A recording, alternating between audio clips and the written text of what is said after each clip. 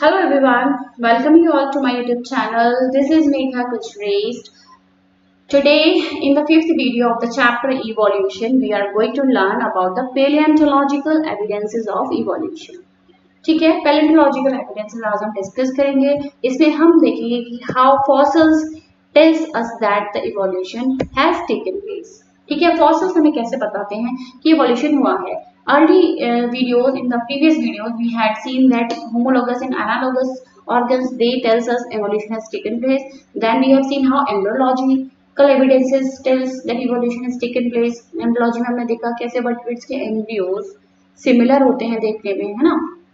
आज हम palaeontological evidences के बारे में डिस्कस करेंगे. ठीक है, ये टॉपिक है आज का हमारा. So before starting this topic I just want to tell you that I had uploaded many videos for you all. You just check my playlist. Playlist में आपको पूरा डिटेल में चैप्टर मिल जाएंगे. एंड क्लास 12 पे रिप्रोडक्शन कंप्लीट हो चुका है और दिस जेनेटिक्स आल्सो डन. ठीक है, और in class 11th also human physiology पूरी कंप्लीटेड है. एक चैप्टर रह गया बस उसमें. So if you want to learn in detail you can watch my videos. ठीक है, डिटेल में अगर पढ़ना है, कोई चीज क्लियर करनी है तो you can watch this channel. So please subscribe my channel and hit the bell icon so you will get the updates. ठीक है, अपडेट्स आपको मिलते रहेंगे कि कब मैं अपलोड कर रही हूँ, because after every 1 or 2 days I am uploading a new video. So let's start the topic paleontology. Paleontology, logy का मतलब क्या होता है? स्टडी. ठीक है, तो study of fossils, study of fossil records. Logy तो स्टडी होता है, तो फॉसिल की स्टडी को हम बोलते हैं पैलेंटोलॉजी. और फॉसिल क्या होते हैं? फॉसिल्स आर द रिमेन्स और expression of the dead organism. ठीक है, so let us write the definition. Fossils are the remains और इंप्रेशन ऑफ एंशिएंट ऑर्गेनिज्म और the dead organism. Ancient organism by natural means. By natural means on some medium. ठीक है, तो medium क्या है यहाँ पे? मीडियम देखो, ज्यादातर जो फॉसिल्स है वो सेडिमेंट्री रॉक्स में मिलेंगे. सबसे इंपॉर्टेंट, ज्यादातर फॉसिल्स हमें कहाँ मिलेंगे? सेडिमेंट्री रॉक्स में मिलेंगे. Beside the sedimentary rocks, you can find the fossils in the ice also. ठीक है, आइस में जो है, आइस में अगर कोई एनिमल मर गया और आइस में दब जाए तो वो पूरा का पूरा एनिमल मिल जाता है, बट बहुत रेयर होता है. आइस में, सैंड ड्यून्स में आपको fossils sometimes you will get, and you will get the fossils in volcanic ash also. Sandstorm में फॉसिल मिल जाएंगे, तूफान जो होता है सैंड का.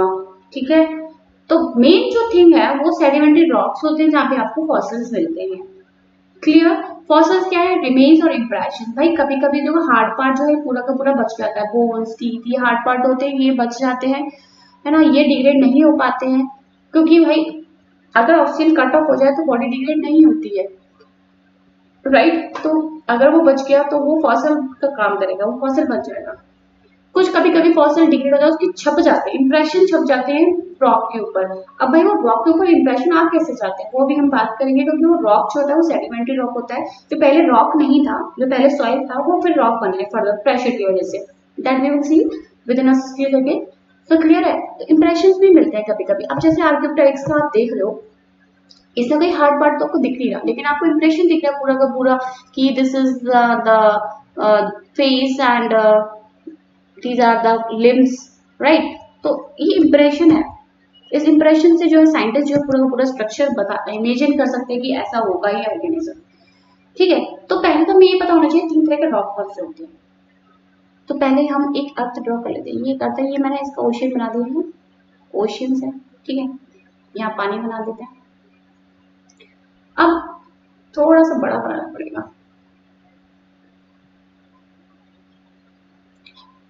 राउंड ना बना के I will make like this. ठीक है, बस imagine this is the earth and this is the ocean. तो क्या हो रहा है, वो कह रहा है, देखिए जब वॉल्केनिक इरप्शंस होते हैं, ठीक है, वॉल्केनो फट रहा है, यहाँ से लावा निकल रहा है, this lava is coming out. अंदर तो अर्थ बहुत हॉट होती है, यू नो दैट, है ना। तो ये लावा जो निकल रहा है, this lava when cooled up, this will form igneous rock, hot molten magma.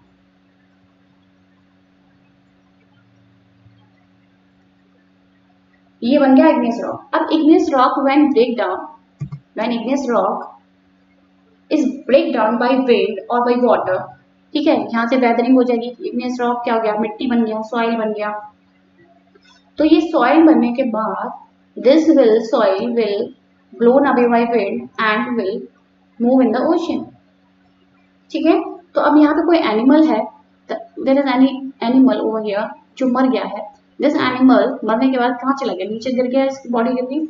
Soft part तो हो सकता है इसका डिकम्पोज हो जाए, लेकिन जो हार्ड पार्ट है, अब देखो ये सॉइल यहाँ पे आई एक लेयर, इसके बाद फिर से सॉइल आई होगी, इसके ऊपर एक और लेयर बन गई। अब यहाँ पे आ रहा है प्रेशर, पानी का प्रेशर है, क्या है, वाटर का क्या है, प्रेशर है। तो इस प्रेशर की वजह से ये जो सॉइल है ये हार्डन अप हो गई and this will now form the sedimentary rock, sedimentary rock बन गया, ठीक है। तो ये ऑर्गेनिज्म क्या है, इसमें छप जाएंगे, इसके इंप्रेशंस या इसका कोई रिमेन्स रह जाएगा, इजंट इट। फिर ऐसे कोई और ऑर्गेनिज्म है वो यहाँ मर गया, इसके ऊपर ये लेयर आ जाएगी, ओके, इसके ऊपर एक और लेयर आ गई। तो इस तरीके से इसका नेक्स्ट लेयर में आपको फॉसिल मिल गया। तो जितना आप डीपर जाओगे उतनी पुराने फॉसिल्स मिलेंगे, जितना ऊपर की लेयर में आप देखोगे, ऊपर की तरफ आपको देखो न्यू फॉसिल्स मिलेंगे। भाई जो पहले ऑर्गेनिज्म रहता था पहले तो वही मरा होगा ना, अभी वाला दिन ना पहले मर जाएगा, इज इट क्लियर। तो न्यू फॉसिल्स आपको नए अभी मिलेंगे और पुराने फॉसिल्स नीचे के लेयर में मिलेंगे, getting my point. So igneous rock clear है, जो मॉल्टन मैग्मा से बन रहे हैं वो ठंडा होगा, पत्थर बना लेगा, इग्नियस रॉक। इग्नियस रॉक जो है ब्रोकन डाउन होंगे, टूटेंगे, धीरे धीरे मिट्टी बनेगी, मिट्टी उड़ के कहाँ जाएगी, पानी में, पानी में प्रेशर की वजह से वो स्टोन बन जाएगा, पत्थर बन जाएगा, यानी कि सेडिमेंट्री रॉक बन जाएगा। सेडिमेंट्री रॉक से फिर से मेटामॉर्फिक रॉक बन जाते हैं। सेडिमेंट्री रॉक, अब यहाँ पे बहुत एक्सट्रीम का टेम्परेचर है, हीट है यहाँ पे, एक्सट्रीम टेम्परेचर है, जिसकी वजह से ये जो लेयर जो होती है सेडिमेंट्री रॉक की, ये क्या है, ये जो रॉक होते हैं फिर से पिघलने लग जाते हैं और फिर से सॉलिडिफाई हो जाए, पत्थर बन जाए। तो this is what we call metamorphic rock,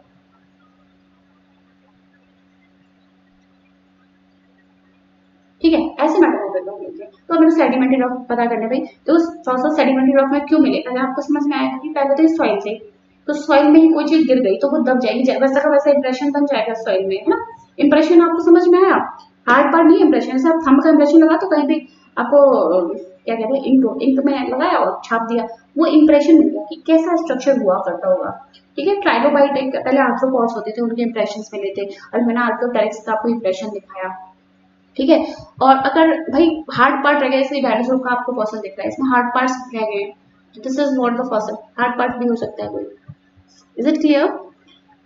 so fossil कैसे बने, अभी हमने थोड़ा सा डिस्कस कर लिया फॉसिल कैसे बने, है ना। कि अब एक और चीज मैं बात करना चाहती हूँ, जैसे ये जो है ओशियन है,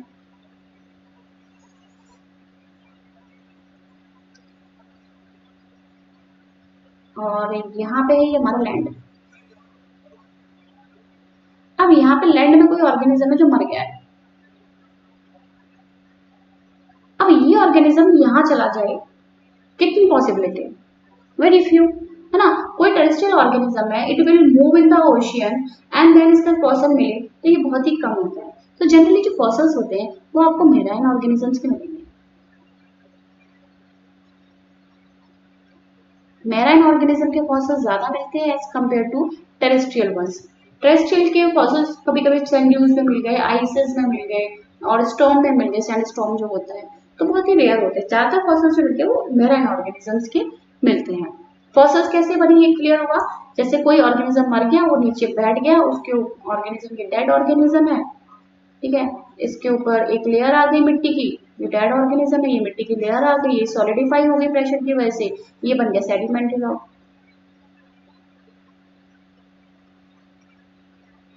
सेडिमेंट्री रॉक बन गया। इसके बाद कोई और नेक्स्ट ग्रुप ऑफ ऑर्गेनिज्म है वो मर गए, इसके ऊपर लेयर आ गई, this will again form the fossils, तो जितने नीचे जाओगे उतने पुराने फॉसिल्स मिलेंगे, जितने नए देखेंगे आप न्यू फॉसिल्स मिलेंगे। इस तरीके से फॉसिल्स बनते हैं। और यहाँ पे क्या होता है, ऑक्सीजन कट ऑफ हो जाती है, जिसकी वजह से बॉडी डिग्रेड नहीं हो पाती है। ठीक है, इसलिए फॉसिल्स हमें मिल जाते हैं हार्ड पार्ट्स के। Problems in the fossil formation. Problems क्या होती हैं? पहली प्रॉब्लम ये है कि डेड एनिमल्स आर ईटन। अब भाई जैसे कोई मरा, कोई भी ऑर्गेनिज्म डेड हुआ, तो उसको कौन खा लेगा? यहाँ पे लग गए इसके पास बैक्टीरियाज, बैक्टीरिया लग गए, फंगस लग गई, वो इसको क्या करेगी? डिग्रेड कर देगी, डिकम्पोज कर देगी, तो फॉसिल नहीं मिलेगा। तो ये सबसे बड़ी प्रॉब्लम है कि हर एक एनिमल का फॉसिल नहीं मिलता है, बहुत ही रेयर एनिमल्स के फॉसिल्स मिलते हैं। देन टेरेस्ट्रियल एनिमल्स के बहुत कम मिलेंगे फॉसिल्स, मैराइन एनिमल्स के फॉसिल्स आपको बहुत मिलेंगे। मैराइन एनिमल्स के फॉसिल्स काफी ज्यादा होते हैं। Then hard part can be preserve. अब जिनके पास हार्ड पार्ट ही नहीं है, सॉफ्ट ऑर्गेनिजम्स है, ओके, उनके फॉसिल्स नहीं मिलते हैं, ये भी एक प्रॉब्लम है ना। सारे एनिमल्स में ना सबके पास पूरा बॉडी स्ट्रक्चर थोड़ी ना, तो जो हार्ड पार्ट वाले उनके फॉसिल्स इसलिए मिल जाएंगे, सॉफ्ट पार्ट वाले के फॉसिल्स नहीं मिलते हैं। इसीलिए पहले जो लाइफ थी प्रोटियोजोइक एरा, उसमें सॉफ्ट एनिमल्स थे, तो उनका फॉसिल बहुत कम है, कुछ ही एनिमल्स के स्कैंटी फॉसिल्स मिलेंगे आपको, अभी वो हम डिस्कस करेंगे। Then sea floor fossils.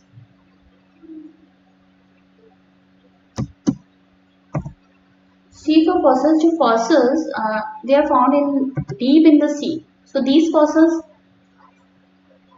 is hard to study because who will go in the ocean and then dig up the soil and then take out the fossil, so this is very hard. So sea floor के fossils को study करना is very difficult. Is it clear? So these are some of the problems that has arise during the formation of fossils. And the last point, that is fossils in the deeper rocks. Fossils in the deeper rocks,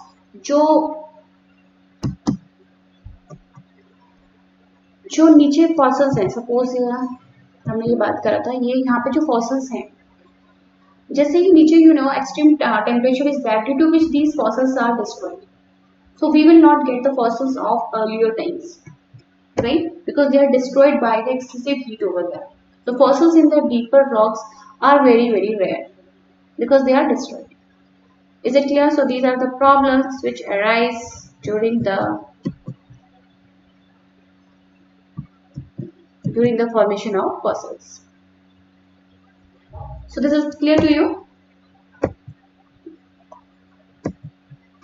This is the fossil I have shown you. Okay. Ab how this paleontology helps in knowing that the evolution has taken place. इसके लिए हम एक चीज जान लेते हैं पहले। हमें जो अर्थ का टाइम स्केल है वो देखना पड़ेगा। तो यहाँ पे मैं लिख ले रही हूँ टाइम स्केल। जैसे हम ईयर को डिवाइड करते हैं मंथ्स में, फिर वीक्स होते हैं, ऐसे ही हमारी जो अर्थ है बनी कितने साल पुराने, कितने टाइम पहले बनी है? 4.5 बिलियन ईयर्स तक वो बनी है, ठीक है। उसके 500 मिलियन ईयर्स बाद जो है लाइफ आई है। तो इसी हिसाब से टाइम स्केल डिवाइड किया गया है। किस किस में? पहले इराज बनाए गए हैं, 5 इराज है, फिर आपके पीरियड्स हैं, फिर आपके इपोक्स है, ठीक है। इरा जो सबसे नया इरा है वो है सीनोजोइक। सीनोजोइक इरा है। उसके बाद है Mesozoic,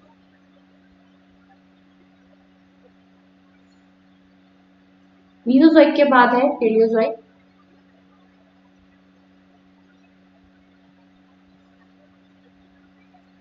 then there is Proterozoic, और सबसे पुराना जो है आर्कियोजोइक, जिसका कोई भी फॉसिल रिकॉर्ड नहीं है, नो फॉसिल रिकॉर्ड।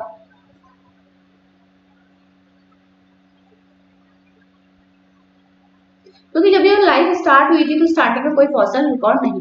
और भाई स्टार्टिंग के जो एनिमल्स हैं वो बहुत ही सिंपल टाइप के थे, उनका कुछ हार्ड पार्ट था ही नहीं, तो बहुत ही कम है। इसके प्रोटियोजोइक के बहुत स्कैंटी फॉसिल है, बहुत ही कम स्कैंटी फॉसिल मिलेंगे, क्योंकि यहाँ पे थे कुछ वर्टिब्रेट्स,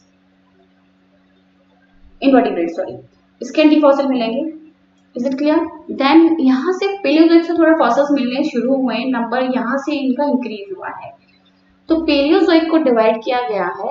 इसका जो पीरियड्स हैं वो आप कैसे याद करेंगे वो मैं आपको बता देती हूँ। कैन और सिड।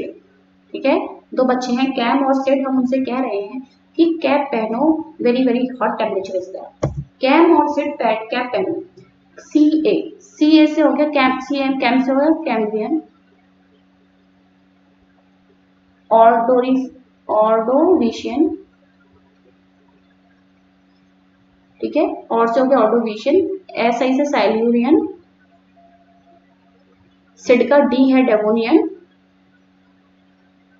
ठीक है, डेवोनियन हो गया। हाँ, कैम और सिड, कैप सी ए से कार्बोनिफेरस और पी से हो गया पर्मियन। ठीक है, मीसोजोइक को 3 पीरियड में डिवाइड किया गया है।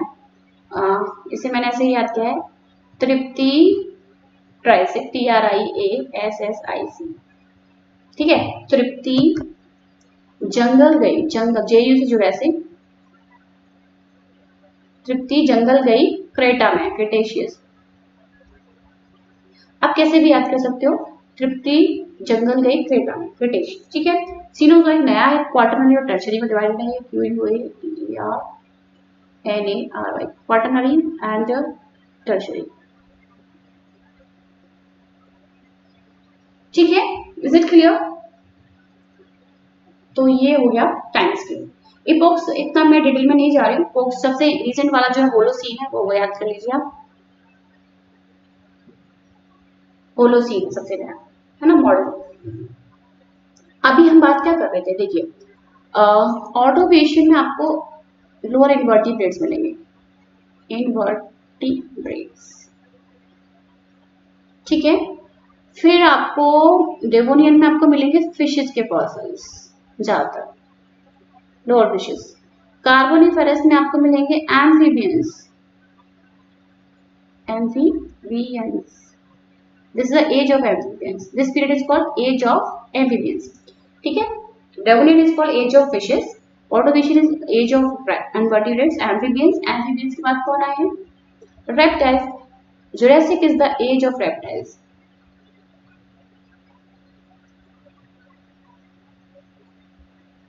ठीक है, तो आप वर्टिब्रेट्स का तो आप जानते हो, वर्टिब्रेट्स कैसे डिवाइडेड है, पहले वर्टिब्रेट्स का डिवीजन आप जानते हो, vertebrates are divided into species and tetrapods, है ना। टेट्रापोड्स में आपके कौन कौन से हो गए, पहले आ गए एम्फीबियंस, सबसे पहले एम्फीबियंस, फिर रेप्टाइल्स, रेप्टाइल्स से आपकी एव्स और मैमल्स, ठीक है, यही का डिवीजन है। रेप्टाइल्स हो गए, सिनोजोइक, क्वाटरनरी, यहाँ पे आपको मॉडर्न वर्टिब्रेट्स मिलेंगे, जैसे फिर modern fishes, modern reptiles, modern humans, isn't it. So this is the division, this is the time scale. अब हम बात करते हैं,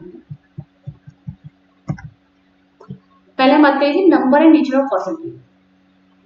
सो क्या होगा कि आप जब स्टडी करने जा रहे हैं, स्ट्रेटा में देखेंगे लोअर लेयर सबसे अंदर कम फॉसिल मिलेंगे। अभी हमने देखा ना, सबसे रेयर थे भाई पहले प्रोटियोजोइक और पेलियोजोइक में कम फॉसिल है, जितना ऊपर आप जाते जाओगे, है ना, पीरियड्स में आपको फॉसिल नंबर बढ़ता जाएगा, है ना, क्लियर। तो लोअर लेस फॉसिल्स, यहाँ जितना ऊपर आओगे उतने आपको मोर फॉसिल्स मिलेंगे। This shows that evolution has taken place, पहले बहुत कम ऑर्गेनिजम्स थे, बाद में धीरे धीरे ऑर्गेनिजम्स का नंबर बढ़ा है, मोर फॉसिल्स ऊपर मिल गए हैं। फिर नेचर ऑफ फॉसिल्स, यानी कि पहले के जो फॉसिल्स थे वो सिंपल टाइप के थे, अब के जो फॉसिल्स होते हैं वो कॉम्प्लेक्स टाइप के,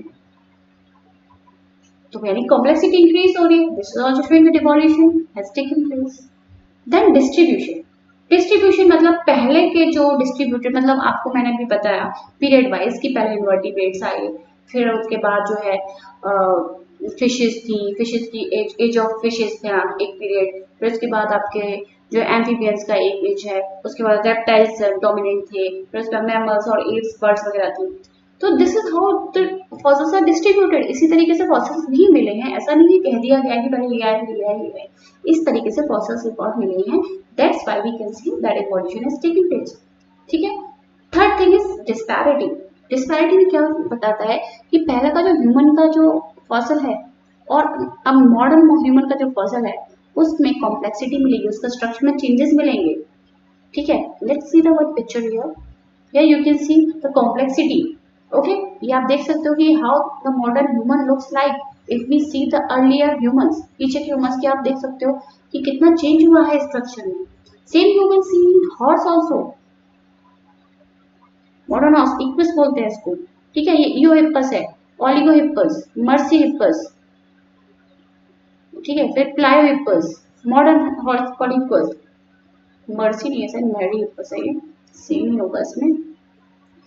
So you can see the complexity in the horses also. Horse structure भी change हुआ है, ऐसी जो डायनासोर्स थे उनके भी स्ट्रक्चर्स में चेंज हुआ था, नॉट है, ठीक है। तो डिस्पैरिटी मतलब चेंजेस हो रहे हैं स्ट्रक्चर में, क्लियर। पहले के जो एंशियंट जो थे ऑर्गेनिज्म वो सिंपल टाइप के थे, कॉम्प्लेक्सिटी बढ़ती गई धीरे धीरे, this shows the evolution has taken place. Okay, now we will talk about the missing link. In the previous video we had talked about the connecting link. Connecting link की बात करी थी, अब मिसिंग लिंक ये क्या है, आर्क्योकैरिक्स है।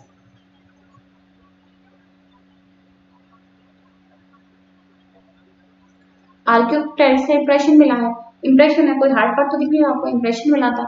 अब इसमें कुछ ऐसे फीचर्स थे, और this is missing link because it is not live now, अभी इट इज नॉट लिविंग, है ना, प्रेजेंट नहीं है, मर गया, पहले था। इसमें कुछ कैरेक्टरिस्टिक थे जो, देखो आप देख सकते हो इसमें, ये तो बाद में ऐसे बनाई गई है picture, it is not like that, क्योंकि इंप्रेशन बना है, इंप्रेशन मिला है, ऐसा दिखता होगा, ये एज्यूम किया गया है। इसमें कुछ फीचर्स थे जो रेप्टाइल्स के थे, कुछ फीचर्स थे जो बर्ड्स के थे, ठीक है। Just a second,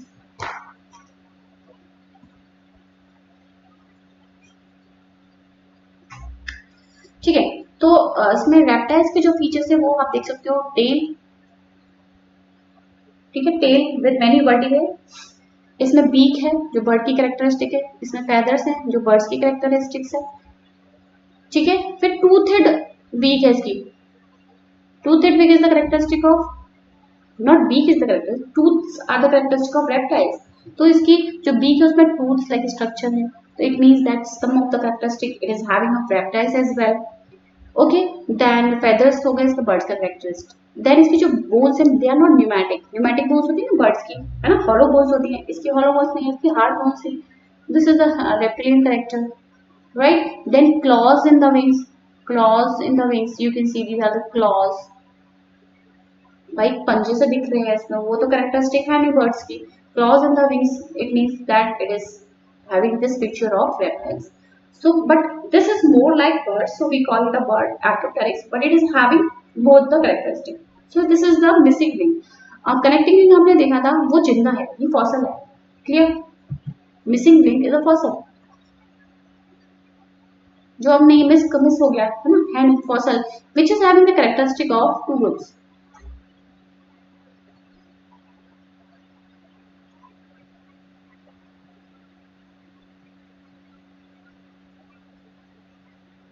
which is having the characteristic of two different group. Connecting link हमने देखा था, बैलेनोग्लोसस हमने देखा, पेरिपेटस हमने देखा, जिसमें पेरिपेटस में हमने देखा कि कुछ कैरेक्टर्स में एनिलिड्स की थी, कुछ कैरेक्टर्स में आर्थ्रोपोड्स की थी। Okay, that is the connecting link. Missing link clear है, इसमें भी कैरेक्टरिस्टिक दो डिफरेंट ग्रुप की है, लेकिन ये मिसिंग है, ये डिफरेंस है दोनों में। तो हम क्या बात कर रहे थे, हाँ, so this all these thing shows कि एवोल्यूशन हुआ है, क्योंकि भाई इतने सारे फॉसिल्स पहले, अगर पहले इतने सारे ऑर्गेनिज्म थे तो पहले के फॉसिल्स ज्यादा क्वांटिटी में मिलने चाहिए, तो पहले के फॉसिल्स नहीं मिलते हैं, कम मिलते हैं। पहले के फॉसिल्स जो है उनके पास हार्ड स्ट्रक्चर नहीं होता था, तो बहुत कम फॉसिल्स मिलते थे, ये वाली बात क्लियर हुई। तो this is what shows that palaeontological evidences बताते हैं कि एवोल्यूशन हुआ है, ठीक है। तो ये फिगर है जिसमें आप देख सकते हो कि ये जो है, यहाँ पे ये दिखाए हुए हैं, ये है आपके इरास, ठीक है। सबसे नया है सीनोजोइक, मीसोजोइक, पेलियोजोइक, प्रोटेरोजोइक और आर्कियोजोइक, ठीक है। आर्कियोजोइक सब जब भाई अर्थ बनी है भाई, आर्कियोजोइक तब तो कुछ नहीं मिला, कुछ कोई फसल नहीं है। प्रोटेरोजोइक में थोड़ा बहुत एक आध फसल मिला है। फिर मेन है पेलियोजोइक, यहाँ से फसल मिलने से शुरू हुआ है, ठीक है। ये एक फसल है ट्राइलोबाइट का जो आर्थ्रोपोड है, ठीक है। ये सब इन्वर्टिब्रेट्स के ज्यादातर फॉसिल्स मिले हैं इस टाइम में, लोअर इन्वर्टिब्रेट्स के ट्राइलोबाइट पीरियड में, सॉरी पेलियोजोइक पीरियड में, पेलियोजोइक एरा में पीरियड, ठीक है। फिर ये आगे मीसोजोइक, यहाँ पे आपको रेप्टाइल्स मिलेंगे। जुरासिक पीरियड में रेप्टाइल्स का बहुत डोमिनेटिंग थे इस टाइम पे, तो आप देख सकते हो ये फॉसिल्स जो है डायनासोर्स वगैरह के हैं, है ना। अब भाई रिसेंटली आप देख सकते हो सीनोजोइक, होलोसीन जो है ये क्या है, अच्छा ये जो है ना Palaeocene, Eocene, Oligocene, Miocene, Pliocene, Pleistocene, Holocene, ये सारे ये सारे क्या है, ये सारे इपोक्स हैं। ठीक है, क्या है, इपोक्स।